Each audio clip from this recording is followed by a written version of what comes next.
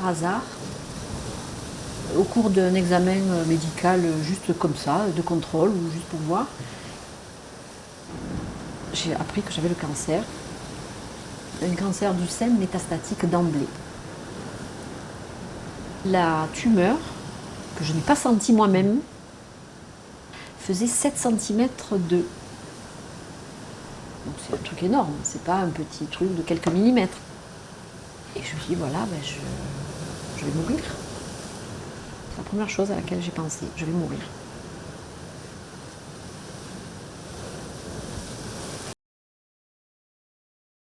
C'est comme on dit là, un reset.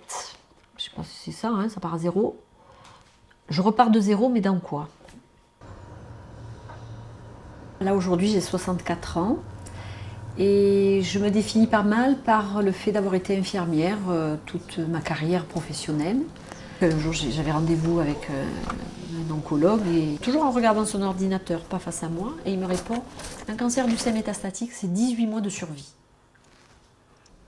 Je suis rentrée dans ma voiture, j'ai pleuré pendant peut-être 1 heure, même si les gens me voyaient, mais je ne voyais plus personne, je voyais plus rien. Et c'est comme si dans mes oreilles j'avais ce son un peu sidéral, comme si quelque chose, quand il y a un gros son, après on est sourd pendant un petit moment, là, ça siffle dans l'oreille, voilà, c'était...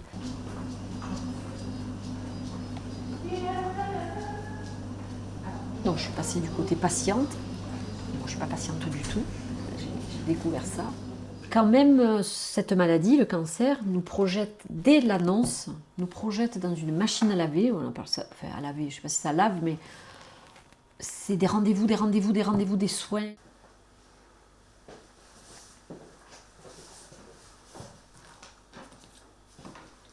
Je me coupe moi-même, j'ai eu cette sensation de me couper donc de cet homme qui était l'homme de ma vie, et aussi de mes enfants. Au moment où j'ai appris que j'avais un cancer, je l'ai appelé tout de suite. Je ne sais pas pourquoi c'est lui que j'ai appelé le premier, alors qu'on venait de divorcer. Et il est venu tout de suite, et puis il ne m'a plus quitté. Donc je dirais que grâce au cancer, on s'est retrouvés. Enfin. Mais à partir de là, comme malgré tout, les images ne bougeaient pas, j'avais pris ma décision, parce que j'étais quand même en overdose, je ne pouvais plus rien avaler. Puis j'ai dit, je veux arrêter tout traitement pour voir qu'est-ce qui va se passer dans mon corps. Il me dit, mais vous rendez compte de ce que vous dites? J'ai dit oui, j'ai pris ma décision, je prends le risque peut-être que d'un coup ça m'envahit et je meurs, mais je ne peux plus. Jean-Loup est le deuxième oncologue que j'ai rencontré. Jean-Loup Mouisset, qui est un être assez exceptionnel, je dis aujourd'hui. Tout ce qu'il met en place, c'est une œuvre extraordinaire et il faut absolument que ça se diffuse.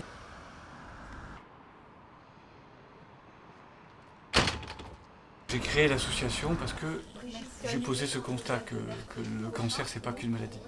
C'est un défi existentiel. Et ça concerne un être humain, et pas juste un corps malade. Le cancer, c'est un crabe dans sa carapace. Il veut qu'une chose, c'est que vous soyez seul. Qu'est-ce qu'il fait pour se développer? Il s'isole des autres cellules. C'est ce qui se passe sur le plan biologique. La cellule cancéreuse s'isole de toutes les autres pour pouvoir se développer comme elle l'entend. Le fait de ne pas rester seul est un élément essentiel. Et le fait d'exprimer ses émotions, c'est une façon de ne pas rester seul. Oh, c'est merveilleux. Je serai gardienne du temps avec elle. On collabore là-dessus. Pour que déjà ça puisse se faire sur ces 2 heures, déjà il y a du temps qui a passé, et surtout pour veiller à ce que chacune puisse prendre sa place, prendre un temps assez équitable pour pouvoir exprimer ce qui est là, ce qu'elle a envie de partager, ce qu'elle a envie de... Mais bien sûr ça peut se faire en discussion. Il y a une attirance, je suis médecin, on pourrait dire d'autres maladies entre guillemets intéressantes. Sauf que cette maladie, elle confronte à la souffrance et elle confronte à la de la condition humaine. Parce qu'elle confronte à la mort, à l'ultime souffrance qui est la vulnérabilité et la mort. Donc là, je me suis aperçue qu'il faut que je m'occupe de moi, qu'il faut que j'accepte ma maladie et que j'accepte d'être calme et d'arrêter de faire la faux folle et de me dire non, écoute, tu pas, c'est bon, allez, Alors, c'est quoi ton signe? moi, Sagittaire. C'est pas que j'avais peur, hein. Les sommets-là. Bon, moi qui suis de très espagnol, je ne sais pas le faire.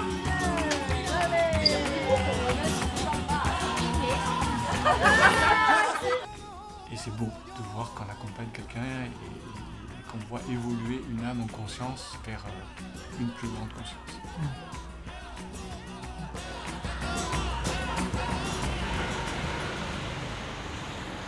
Et en habitant à l'époque, j'étais sur Marseille, voilà, dans les rues toutes bétonnées, toutes sales, toutes... Et c'est vrai que ça a pris un sens incroyable pour moi. Et je me suis dit, il va falloir, si je veux retrouver ma santé ou un bon capital santé, il faut que je retourne près de la nature, quoi.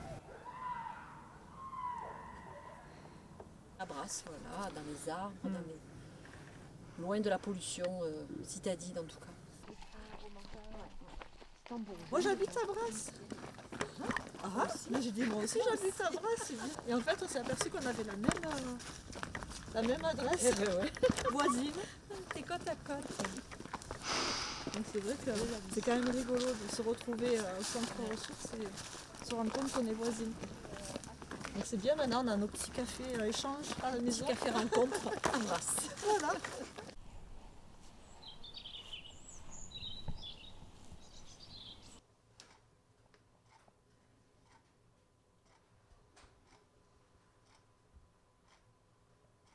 En 2022, tout avait diminué de 30%. Donc c'était assez incroyable. Mais personne n'a trop voulu chercher à savoir pourquoi. Même si moi je sais pourquoi, mais ça n'intéressait pas vraiment. Le radiologue il me dit, mais vous avez repris de la chimiothérapie? Je dis non, pas du tout. Mais ça a diminué de 30%. Ben, je dis oui. Mais bon, il ne m'a pas demandé qu'est-ce que vous avez fait. Mais moi je sais ce que j'ai fait. Mais c'est vrai que pour moi, la maladie, elle est beaucoup plus loin que notre corps. Mais je ne sais pas même le dire avec des mots comme font certaines personnes qui parlent voilà, du métaphysique ou du spirituel. Mais pour moi, je la ressens comme ça. Elle était de beaucoup plus loin. Elle est venue chez moi pour me faire cheminer. Et pour moi, elle est partie. Mais moi, je me sens guérie. Ça, c'est clair. De ce que j'ai cru comprendre, la maladie se crée quelque part. Et parfois, elle vient du transgénérationnel et petit à petit, elle vient s'incarner. Et après, qu'est-ce qu'on en fait? Voilà, ça peut être un moteur d'évolution, de croissance, de nettoyage d'une lignée. Enfin, c'est peut-être un peu fumeux ce que je dis, mais moi, c'est mes croyances. Voilà. C'est des vers de terre. Non.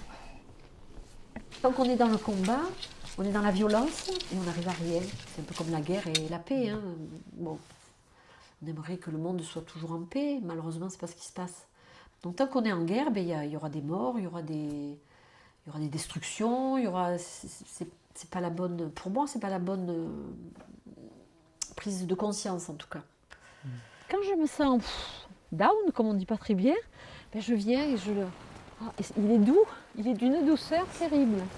Et là, c'est trop bon, j'adore ça. La quête de sens aussi, et la quête de vie, d'existence, quoi. Qu'est-ce que je vis et que les autres ne vivent pas? Ils sont là accompagnés, et parfois c'est difficile aussi pour eux. Hein. Donc chacun, je pense que c'est pour tout le monde, finalement, je pense.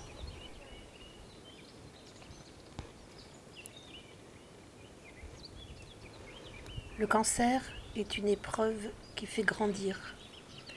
Je dirais même que c'est un accélérateur de conscience. Le vrai et seul défi proposé ne serait-il pas de ne jamais rien oublier de cette traversée ?